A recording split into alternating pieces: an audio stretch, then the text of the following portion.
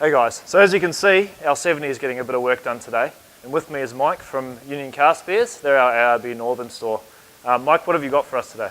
So today we're installing a BullBar, winch BullBar on your truck, ARB, along with ARB Delux and dual compressor. Okay, great. So what's our first step today within putting this bar on? So first off, we'll remove your factory bumper obviously, and we'll lift the winch up. It's a pretty basic fit today. It just lifted on and held on with a couple of down bolts and a few side on bolts. And then we'll install your winch and put your aerials on and move on to the diff lock after that. Alright, let's get into it. Alright, so we've just pulled off the standard bar and we're about to lift on the new bar here. And Mike, do you just want to tell us about the mounting and the way it kind of sits on the chassis rails? Well, as you can see, it's a real easy fit on these. The old bumper came off with a few bolts and the new one literally goes on with a few bolts. We've got these tubes here on the bar and they just slide over the front of the chassis rail on the front of the truck.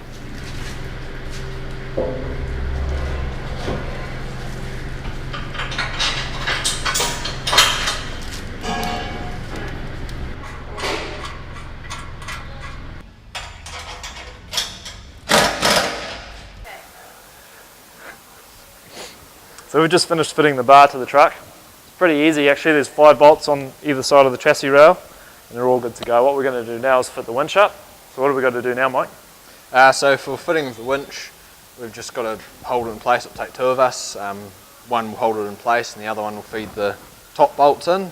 Once we've got it lined up, then we'll grab the fair lead and put the bottom 2 bolts in, do it up tight and put the power cables on, because as you can see you've already got the winch box all wired up ready for us to go.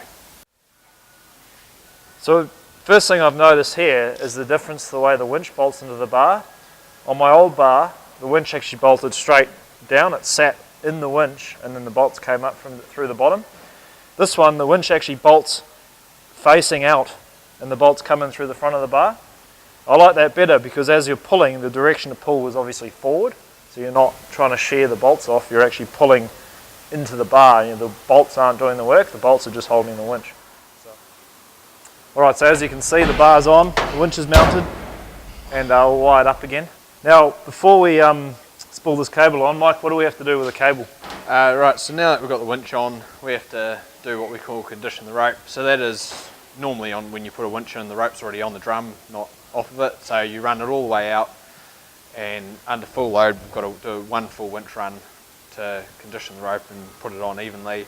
But before we do that, when we've run it all the way out, we have to hold on to it and just use our body weight and do 6 spools of the rope around the drum. Just then that way it bites onto the drum and doesn't pull out from the end of the housing. And yeah, so you're not putting the weight onto your grub screw in there. No, that's right. Yeah. No, so it won't pull it out and then you don't run into issues. So that's always a rule, winching, regardless of whether it's conditioning a rope or winching for a recovery, always leave a minimum of 6 rounds of rope on the drum. Okay, so the important thing here to remember before you use a winch, brand new, or if you've had your cable off, make sure it's wound back on under tension, otherwise you will bury your winch rope inside your winch and damage your winch. This is the same for dynamo or cable as well, you have to do it with both. Alright, so the winch has been spooled on under tension, this job is finished. What do we have to do now? Jack the car up, put it up on the hoist. We're going to be installing an ARB Air Locker. And the way that works is a locking differential that works under compressed air. I'll pull Mike aside later on and he'll give us a bit of a chat about how it works exactly. But first thing we've got to do is pull the tyres off, drain the oil out of the diff and have some lunch.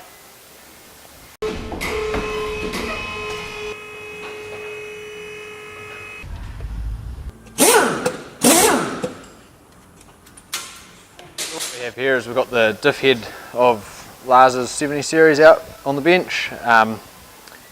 It's in pretty good condition for the age of the car.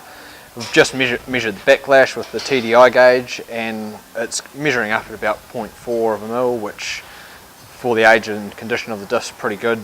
It should be around 0.2, but can't really complain. So when we put the air locker carrier in with the crown wheel, we'll correct the backlash on it and put it back to the specs that it should be at. Okay. So from here we're going to undo that. We've marked the carrier housing, so we've got left and right sorted, and we'll pull the diff centre out, pop the crown wheel off, press the new bearings onto the new locker assembly, put the crown wheel on and reinstall the locker into the diff housing and set the backlash and install it into the truck. Alright, so the air locker's into the diff head, so Mike, what do we have to do next? So now we just have to put the gasket on the diff housing and lift the diff head in.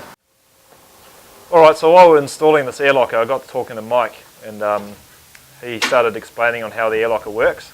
So we thought it was a good chance to actually show you how the air locker works. So Mike, what have we got here? So this is your diff centre ARB one with the diff lock in it.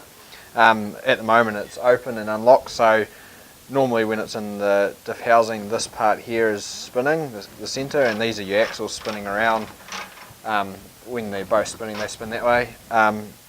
When the locker is on, you turn the compressor on and locks it up, so it locks, as you can see, both axles are locked together and not spinning individually of each other. So therefore the diff centre will be spinning and drive is 50-50 across both axles. Alright, we're coming into the last stage of this install. Mike, now we're going to be installing this air compressor. What have we got here?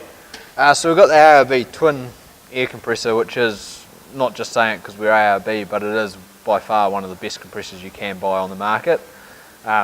It's basically two of the ARB single compressors joined together, pumps out 150 psi, and that's more than enough to run air tools and air dusters while you're out in the bush. Yeah. What I really like about this, and what we're going to be doing eventually, is putting an air tank in.